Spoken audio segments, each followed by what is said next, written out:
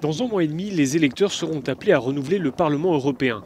Dans l'hémicycle actuel, issu des élections de 2014, deux groupes dominent, la coalition de centre-droit, appelée PPE, Parti populaire européen, et l'alliance des partis de centre-gauche, les sociaux-démocrates.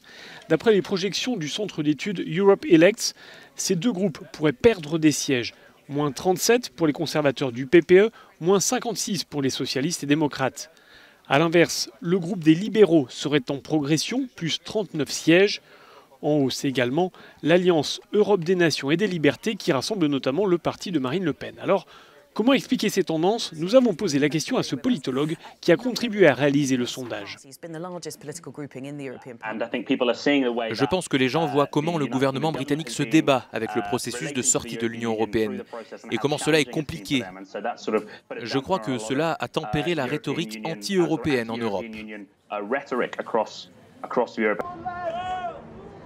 Autre élément d'interprétation, la question migratoire. Le sujet s'est invité dans la plupart des pays européens ces dernières années, avec en réaction l'émergence ou la progression de partis nationalistes, populistes et europhobes. Des partis ancrés dans le paysage politique, même si la crise migratoire est moins aiguë.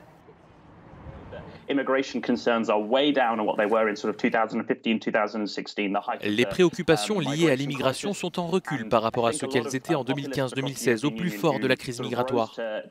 Et de nombreux populistes en Europe qui surfaient sur le sentiment anti-migrant ont aujourd'hui du mal à faire de cette question migratoire une préoccupation numéro 1. Ils doivent trouver d'autres thématiques car le sentiment anti-migrant s'est en partie estompé.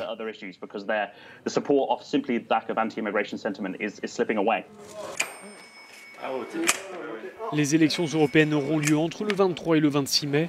Les eurodéputés sont élus au suffrage universel direct pour un mandat de 5 ans. Au Parlement, ils sont regroupés non pas par nationalité, mais par affinité politique.